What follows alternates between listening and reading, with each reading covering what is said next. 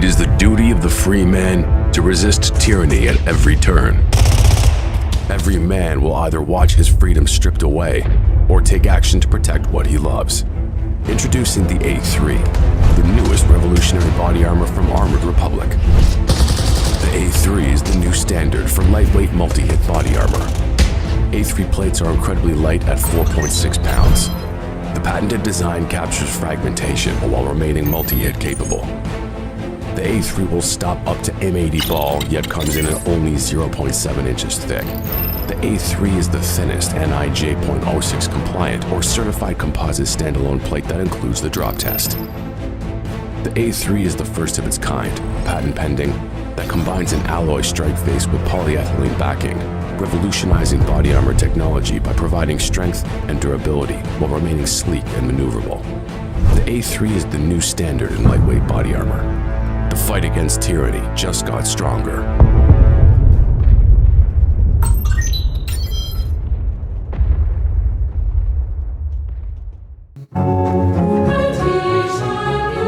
Oh, really? Oh, yeah. We fixed it. We're back. We are so back. We are so back. Hey, y'all. Welcome to Cross Politics on the Fight Laugh Feast Network. It's Advent. Merry Christmas. We actually got the Pastor right Toby music. Tuck Knox. I'm the Water Boy. And we got President Ben Merkle from New St. Andrews. Yeah. I know what house time today it is. because apparently there's a lot of anti-Semitism going on college campuses. Oh, and it's like deep-seated in the president. Is that? Yeah, that's So we brought Dr. Merkle in. It's an to find intervention, out- huh? I see how it is. it's a presidential problem. He said I was just coming over for cinnamon rolls. That's what he tells everyone. How well you And passed pickles. this test. I did say pickles, too. In Genesis chapter 2, verse 10 through 12, God tells of the gold in the land of Havilah, and that the gold of that land is good.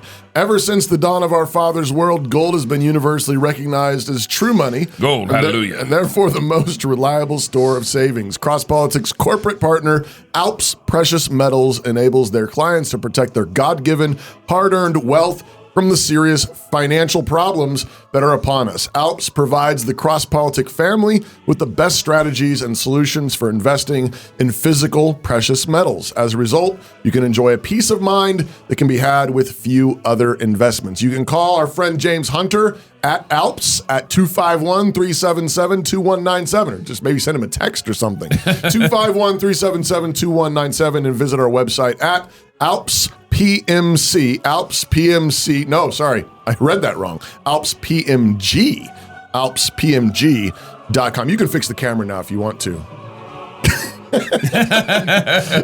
All right, one more thing. For those in the Flathead Canyon area in Montana, Christ Canyon Fellowship of Martin City, Montana is hosting every third Tuesday Psalms, this is funny, they spelled it. It's Psalms, Pasoups, and Pasandwiches.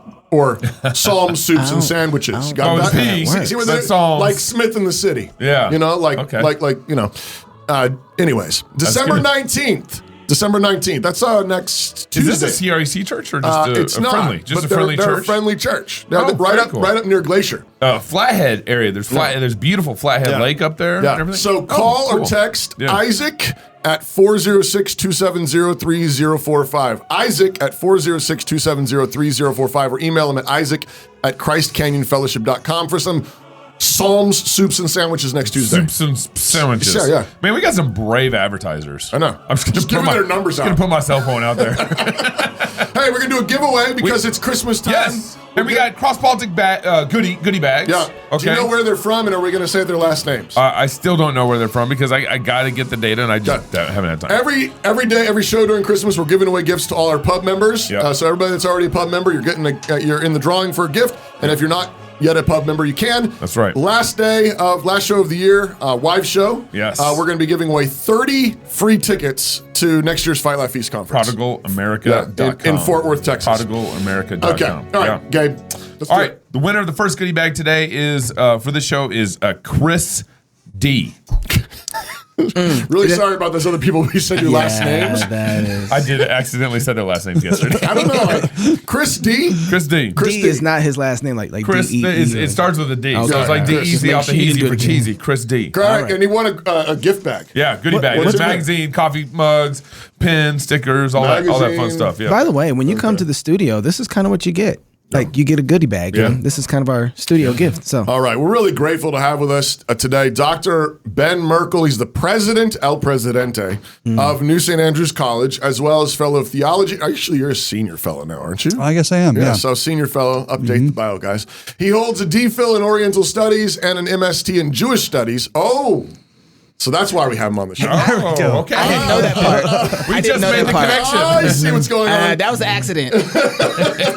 From Oxford University, England, an MA degree in English Lit, and also he's got a letter from Greyfriars Hall, and a BS in Education and Secondary Education Chemistry, minor in History from the University of Idaho. He's a teaching elder at Christ Church, Moscow, regularly preaches at the downtown service, the CCD, as we call it around here. And he and his wife, Rebekah, have 5 kids and any grandkids. One is, well, 2 are on the way. 2? But one's coming in the next couple weeks. Okay. We're on deck. Two in the oven, and one's about done. Dude, that's Yeah. awesome. All man. right. That is Exactly. awesome. So, El Presidente, Grandpa. Yeah, that's right. That's Are you right. going to be going by Grandpa or Papa, or do you know? I'm still pulling for El Jefe. Yeah, it's a good one. I put that one out there every time. Nobody's really taken me up on that yet, but It's just us, huh? Okay. kids- What you do is you just start giving those grandkids candy. Yeah, Whenever they exactly. say El Jefe, you give them candy. that's the plan. That's the Papa's plan. dog, hey, this is going to work. Oh my goodness! So we've been watching some of this excitement going down in higher education, in American universities at least. Harvard. Well, 3 universities were called to testify. Yeah. MIT, Penn State, and Harvard to Congress on the particularly on kind of anti-Semitism, Right. and so on the Palestinian basically protests on their campuses. So Neil, go ahead and roll the clip, and then we want to ask you about this, Ben. Okay. Dr. Kornbluth, at MIT, does calling for the genocide of Jews violate MIT's code of conduct or rules regarding bullying and harassment? Yes or no? If targeted at individuals, not making public statements. Yes or no? Calling for the genocide of Jews does not constitute bullying and harassment? I have not heard calling for the genocide for Jews on our campus. But you've heard chants for intifada. I've heard chants, which can be anti-Semitic depending on the context, when calling for the elimination of the Jewish people. So those would not be according to the MIT's code of conduct or rules? That would be investigated as harassment if pervasive and severe. Ms. McGill, at Penn, does calling for the genocide of Jews violate Penn's rules or code of conduct? Yes or no? If the speech turns into conduct, it can be harassment. Yes. I am asking specifically calling for the genocide of Jews. Does that constitute bullying or harassment? If it is directed and severe or pervasive, it is harassment. So the answer is yes. It is a context-dependent decision, Congresswoman. It's a context-dependent decision. That's your testimony today. Calling for the genocide of Jews is depending upon the context. That is not bullying or harassment. This is the easiest question to answer yes, Ms. McGill. So is your testimony that you will not answer yes? If it if the Yes speech or no? becomes if the speech becomes conduct, it can be harassment. Yes. Conduct meaning committing the act of genocide? The speech is not harassment? This is unacceptable, Ms. McGill. I'm going to give you one more opportunity for the world to see your answer. Does calling for the genocide of Jews violate Penn's code of conduct when it comes to bullying and harassment? Yes or no? It can be harassment. The answer is yes. And Dr. Gay, at Harvard, does calling for the genocide of Jews violate Harvard's rules of bullying and harassment? Yes or no? It can be, depending on the context. What's the context? Targeted as an individual, at an individual. It's targeted at Jewish students, Jewish individuals. Do you understand your testimony is dehumanizing them? Do you understand that dehumanization is part of anti-Semitism? I will ask you one more time. Does calling for the genocide of Jews violate Harvard's rules of bullying and harassment? Then we get yes the whip. or no? Anti-Semitic rhetoric. When it And is it crosses into anti-Semitic rhetoric?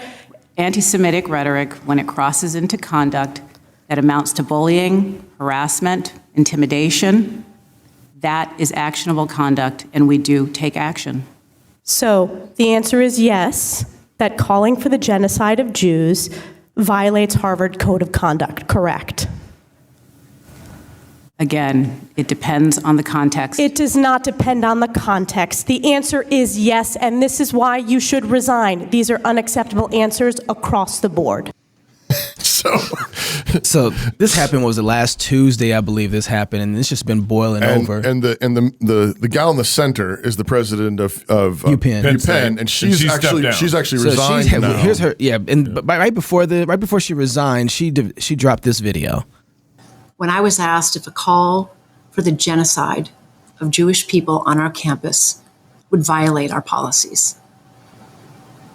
In that moment, I was focused on our university's longstanding policies aligned with the U.S. Constitution, which say that speech alone is not punishable. I was not focused on, but I should have been, the irrefutable fact that a call for genocide of Jewish people is a call for some of the most terrible violence human beings can perpetrate. It's evil, plain and simple. I want to be clear. A call for genocide of Jewish people is threatening, deeply so. It is intentionally meant to terrify a people who have been subjected to pogroms and hatred for centuries and were the victims of mass genocide in the Holocaust. In my view, it would be harassment or intimidation. For decades, under multiple Penn presidents and consistent with most universities, Penn's policies have been guided by the Constitution and the law. In today's world, where we are seeing signs of hate proliferating across our campus and our world in a way not seen in years, these policies need to be clarified and evaluated.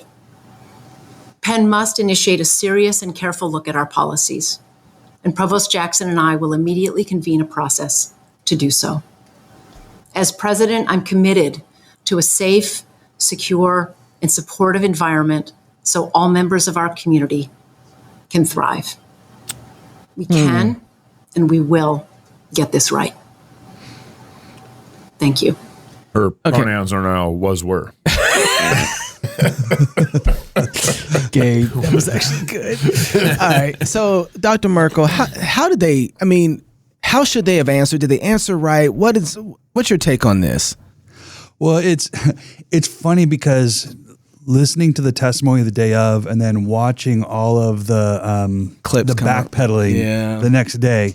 And it was really funny how you can just tell these people actually, they don't know what their answer is until the committee tells them. You know what I mean? You can tell that each of them felt like when they were coming to the microphone, I'm doing that bold thing that everybody will circle around me and say, good job. And then they go back and it's like, oh, that was wrong. Oh, okay. And then they come up with the new answer that they're supposed to give. One thing that's, I think, really important is to actually have an opinion yourself, like to actually have convictions yourself. You should have the kind of convictions where you don't give a rip if everybody says that's wrong. You know what you stand for. So I think that's one of the things that you see in college presidents, and increasingly a lot of our institutional leadership has the exact same problem where you achieve that position by having demonstrated the skill of compliance over decades, the ability to appease committees and organizations and whatnot. You can demonstrate compliance. That's how they get into these positions. And then you ask somebody who's spent 30 years of their professional life perfecting that ability to always achieve whatever is the temperature in the room, and to always do that so perfectly, and then ask that person, now suddenly, I need you to have a defiant bone, to stand up and for this conviction. It's just impossible for, I think, most of our institutional leadership. That's not what they were selected or bred for. Wow. Unfortunately, that's true. Do you think that, as I was watching this, because as a producer, I go back and I look at all the content. What wasn't shown, watching all the clips come out afterwards, I went back and watched a lot more context around this. And it seems like, at least for Professor or Dr. Gay, even the lady who's at UPenn, I don't think that they were supporting, it got played on social media like they were supporting the hate speech or the Palestinian idea to end Hamas, Jews. And that's actually not what they were supporting at all. They were actually said, I'm opposed to it. That's not our position. We disagree with the speech and the language. Those clips didn't get put on social media, but the right clips got put out there to make it look like that they supported the eradication of the Jews. Interesting. And so the clips that they're showing, there actually was a couple of rounds of this where, Gay is saying, hey, I think this is wrong and abhorrent speech. Like, this is horrible speech. But what I'm trying to make the distinction about, and she didn't say it exactly like this, but if you, okay, forgive me for trying to think the best of people here. But if you put it into a context where these aren't orcs, then she's saying, I need something actionable in order to be able to say this has stepped beyond the line. And I think all of them were trying to communicate, listen, we don't like the speech, horrible speech, but they haven't done anything that says this is an actionable item. And I think they have this mindset like this because of how they view themselves as an institution like the government. You heard when the UPenn person said, our lines aligns with the Constitution. Yeah. But the problem is you are not the government. And this goes back into institutions and taking the money from the government where you act like it. You actually can police thoughts because you train people in thoughts. Yeah. Yeah, that is one of the problems. If you take that pure libertarian kind of perspective, where there's where everything has to be neutrality, I think you run into it's the impossibility of neutrality ultimately. Yeah. I mean, I think we all have to have we all have speech laws that we believe that's offensive, that shouldn't be allowed here. I think it's really interesting that not just a little bit ago, I think it was Hillsdale got in trouble with, is it FIRE? The group that does freedom of speech. Right. And they were saying, look, you don't allow all opinions on your campus. And Hillsdale, I think rightly says, yeah, that's right. We're a Christian school. You come here and we're going to give you a Christian worldview. And I think that's how it would be at NSA. Right. I want our students, we were having this conversation not too long ago inside the administration where if you're going to be a faculty member at NSA, you need to sign our statement of faith and you need to be ready to adhere to it. And if you violate that, there should be consequences of it. At the same time, if you want to be a speaker on our campus, you need to be interesting. I want our students to be exposed to a variety of different things. Not every speaker or author that they read has to subscribe to our statement of faith. So you have teachers that are mentors that are mentoring you in a particular worldview, but they're mentoring you in how to encounter the rest of the world. So you can have like widely varying worldviews that you're encountering while having an administration and a faculty that are all marching in the same direction. It seems like, I wonder, Knox, you watched some of these other videos and stuff, and again, trying to get the benefit of the doubt. At the same time, I wonder, so if this is a pro-life protest, saying you're murdering babies, right? You're murdering babies. Yeah. Would they have the same response? That's where you're going to hit the impossibility of neutrality. They pretend that they're neutral until you touch them on the eye, on the god of the system. Well, but part of the problem is these presidents don't pass that kind of sniff test. I mean, remember that's exactly right. Last 10 years on college campus, they've created sleeping pods. They've created safe spaces. They've created, if something traumatizes you as a student on campus, they got a room for that. They got a covering book break for out that. the therapy puppies. And therapy puppies and all that.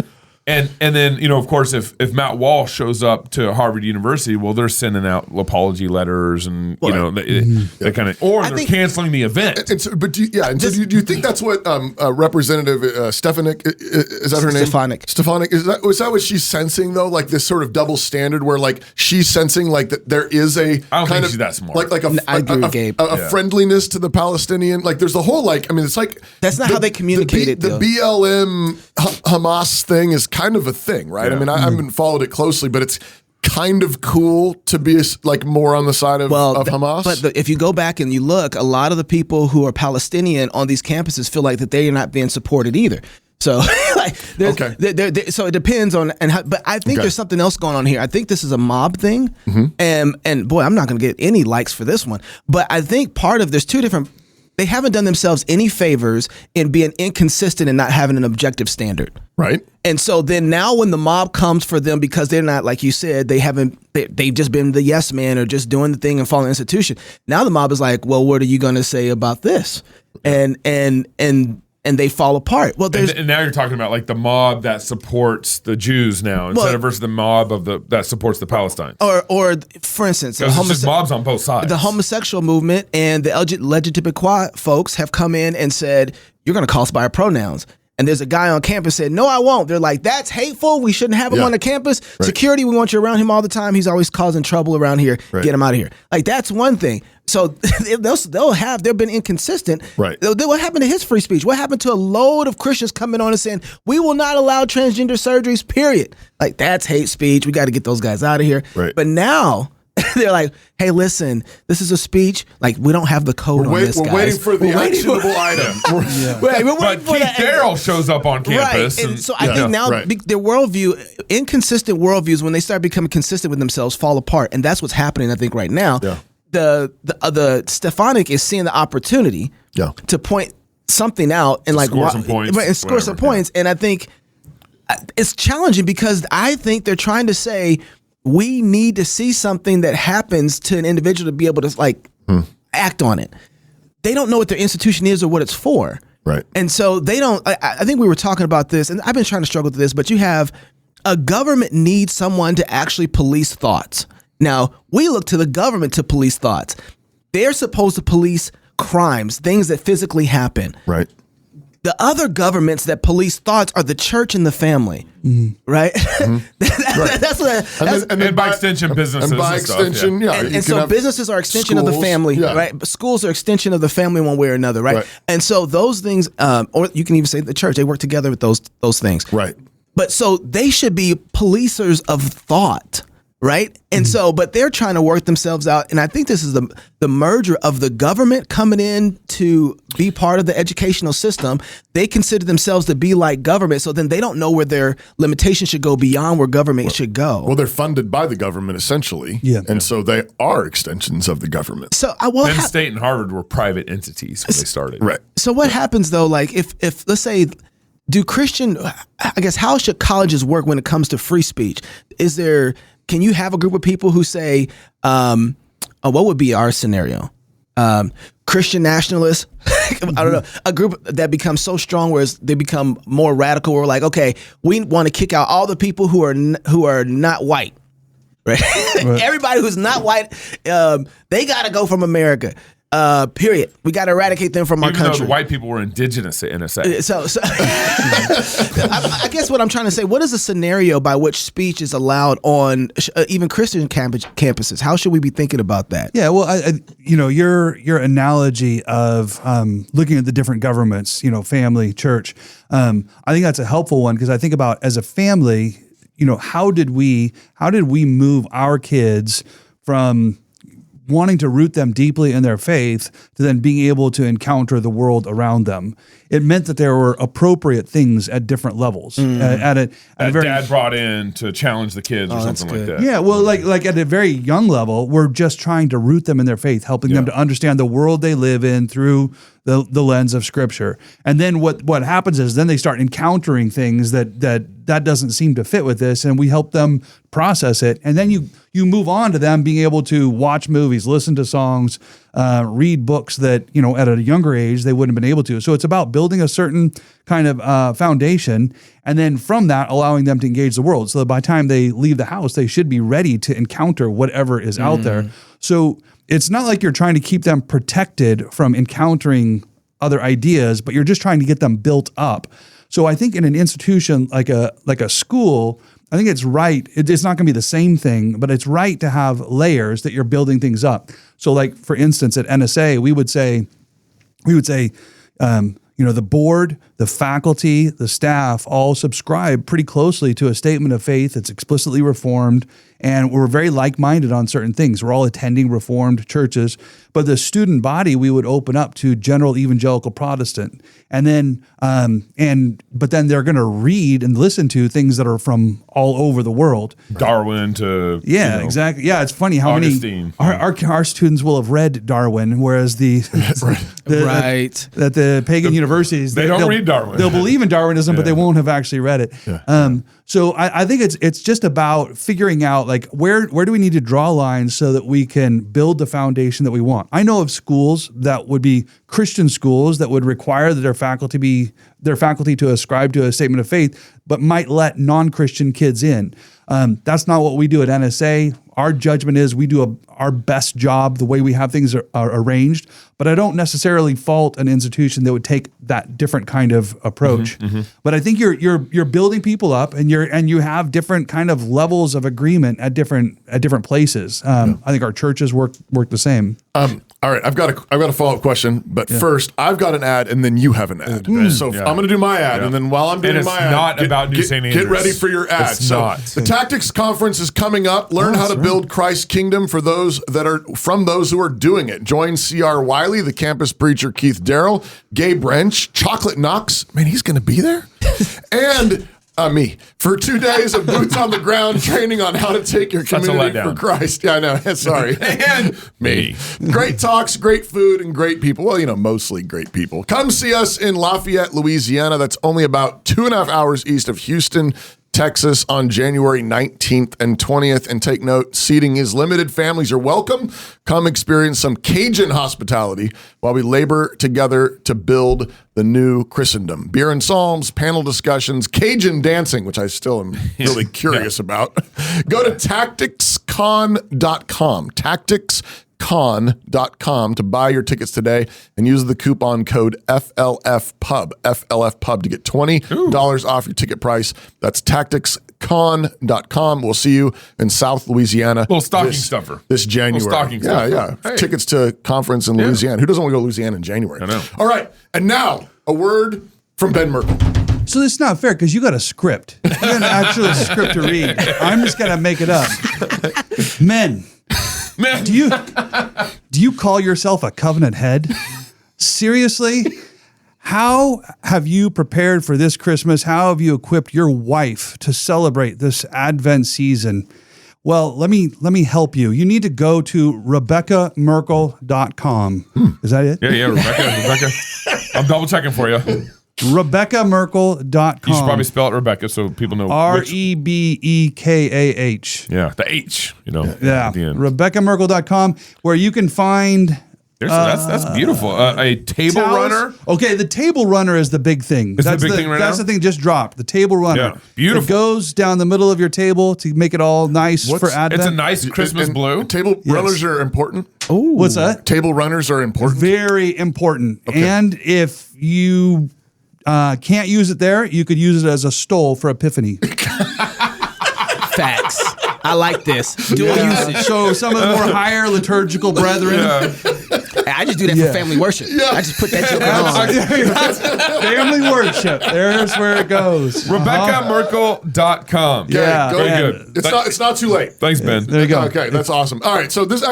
Okay, you got the question. Yeah, Okay. This is a great setup, actually, with my question. So you started by talking about the problem with our higher institutions is we got these people who got there by spending their lives basically complying. Mm-hmm. Comply with what everyone says is the consensus, the right group answer, the political acumen, and then they get to the moment that where they need to have an opinion and conviction, and they don't. Fall apart. Or they think they do, but then turns out the survey says they're wrong. Which is why COVID, they all wore masks and all that stuff. Right. And then I think it's really helpful for you to point out the fact that what the part of what we're doing then is we're practicing to create this culture all the way down in our families. Mm-hmm. So families are practicing culture by teaching their kids, even young kids, to begin be rooted in what you believe, what you know, and then introduce you to a new idea, maybe a slightly different idea. Sometimes it's full-on unbelief. Sometimes it's a different version of Christianity, and you're having to help them, and they grow up into that. And then ultimately, that's what we're trying to do at the college level, which strikes me then that fundamentally we need men who have conviction.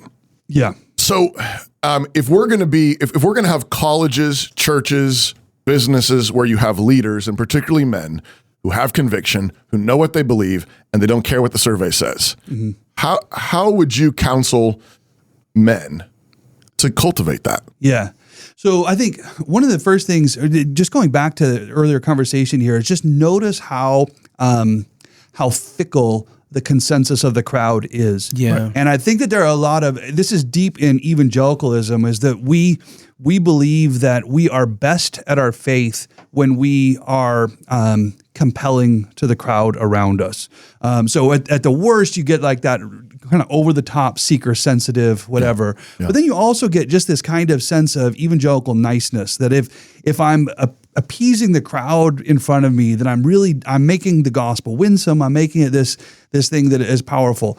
But you need to understand that the crowd's consensus is so fickle, and you will do everything you can to turn yourself into this one kind of person, and show up, and it turns out everybody's dressed differently, and if you're trying to please that, you're going to regularly be going out of date.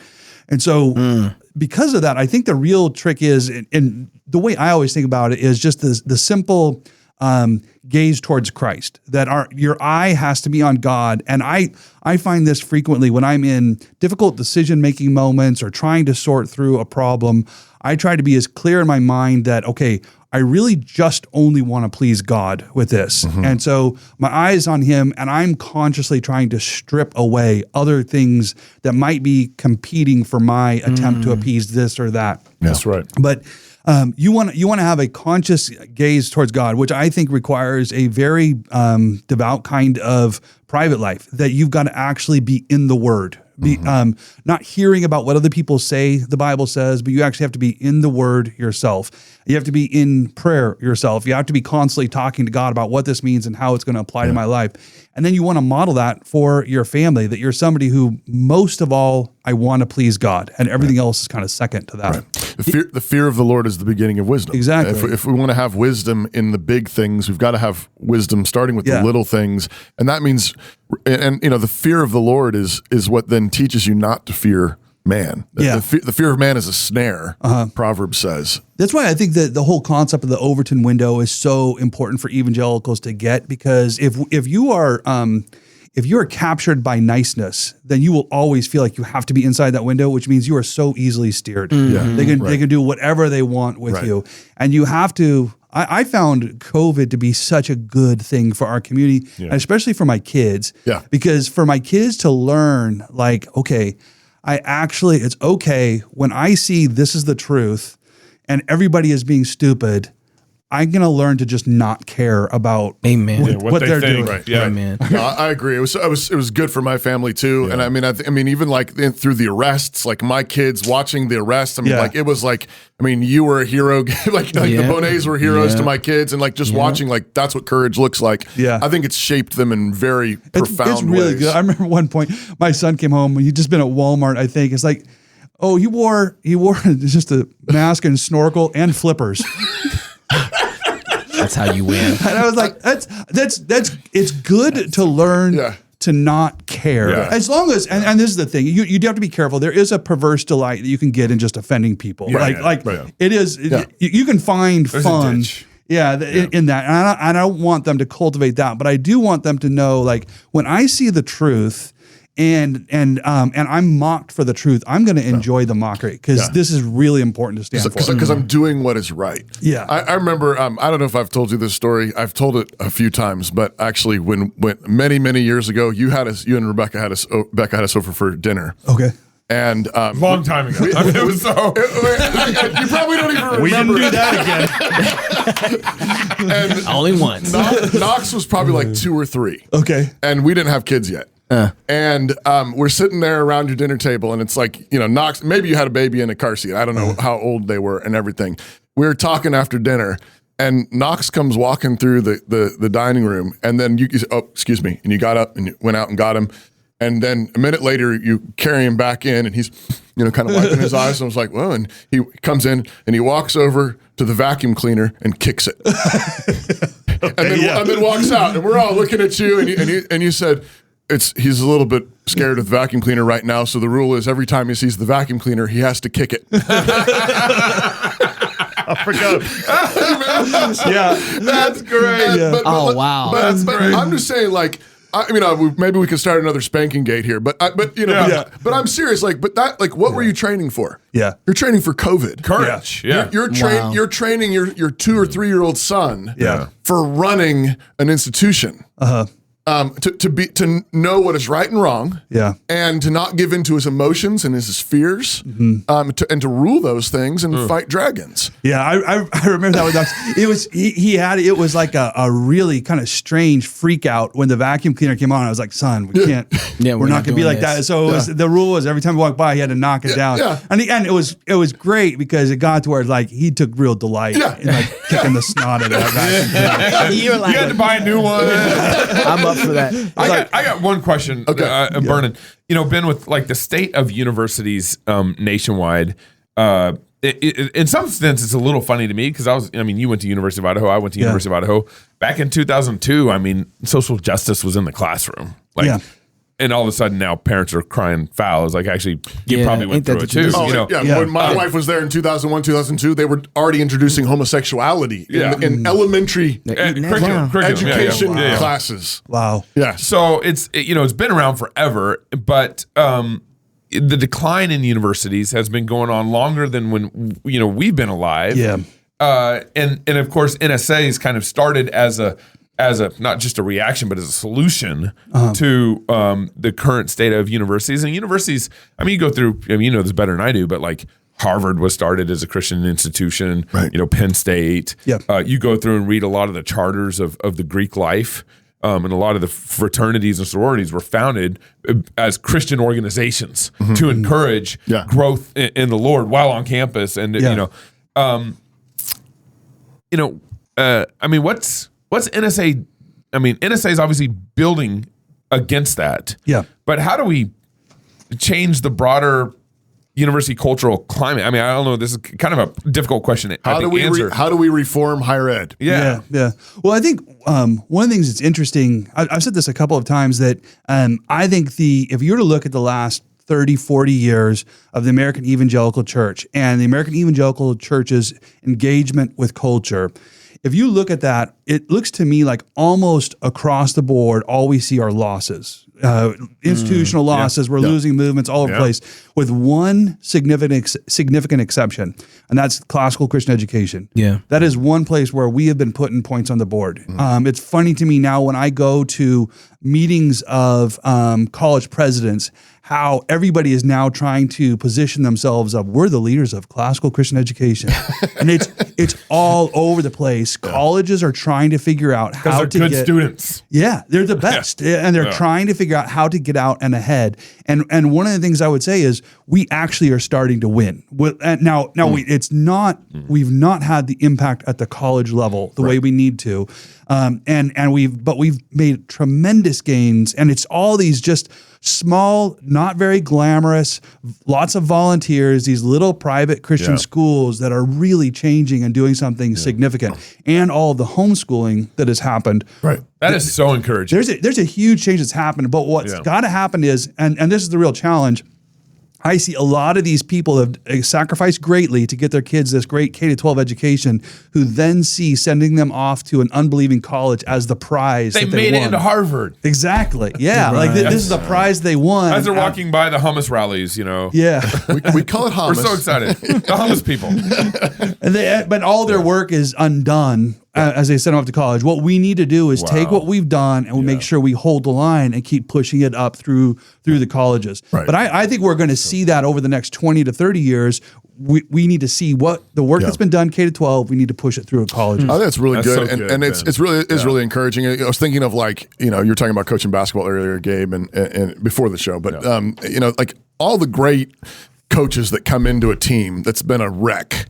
It's like all the stories are all about, we're going to get back to fundamentals. Yeah. Yep. We're going to dribble the ball and we're going to do layups. Yep. Like we're going to pass and we're going to, like that's what we're going to do. Yep. Nothing flashy. But that's what you're doing when you're raising your kids in the Lord. You're going back to the basics. You're doing fundamentals, because that's what Deuteronomy 6 says. Love me with everything that you are and teach your kids all day long. And I think you're right. That's putting points on the board. Yeah. And if we'll be faithful to that and also follow through with that, it's going to have massive impact. Yeah. Everybody needs to send their kids to New St. Andrews College, nsa.edu, nsa.edu. And don't forget, RebekahMerkle.com. Yeah, that's Get right. yourself Table runner / stole. Family Thank you very much. worship. Appreciate you, Ben. Yeah. If you're single, get married. If you're married, have you some kids. If you have kids, go baptize them. Until tomorrow, love God with all your heart, soul, mind, and strength. Love your neighbor as yourself. Go fight, laugh, and feast. This is Cross Politic. All right, man. Next time we talk about the whole anti-Semitism thing in colleges, how it's affecting the culture. Hey, bring your Jewish studies into this. We'll get there. Hi, I'm Luke Ritchie. Wrong timeline. Okay, that's better. Time travel mechanics can get a little bit tricky. I'm Luke Ritchie, Chief Visionary Officer of Gravity Jack. In 2009, we founded Gravity Jack and essentially patented AR. What I'm about to tell you about is a vision that was 14 years in the making. War Tribe of Benjamin. This is a game that feels so real, it might be. It's a genre-defining game for AR and mobile and the Apple Vision Pro. We've integrated artificial intelligence not just into the characters in the game, but actually in the business model of War Tribe. So I love augmented reality games. They're one of my favorites. But the problem is it seems like they've added AR as an afterthought into the game. What if you sat down for 14 years and planned the entire thing around augmented reality? Games make a ton of money, and typically that money doesn't end up in the pocket of the players. We intend to change that. Lastly, and this is important, half the world has never and never will be targeted by big tech for an AI, natural language processing engine. We're definitely going to change that. War Tribe of Benjamin has gameplay like you've never seen before. We have portals opening everywhere, we have holographic communication, but what's really cool too is the world of 2133 is accurately geo-overlaid on the world of today. We're laser focused on ROI for our shareholders, which is you. One of the things we're doing that's super unique that's never been done before is taking 10% of in-game revenue monthly and giving it off as a dividend.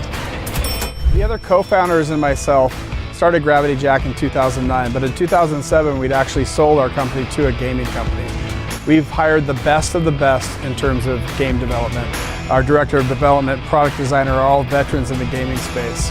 And not only that, we're going after a market that's gigantic. We're combining 4 huge major markets: artificial intelligence, augmented reality, translation, and gaming, all for a combined market value of $1.85 trillion.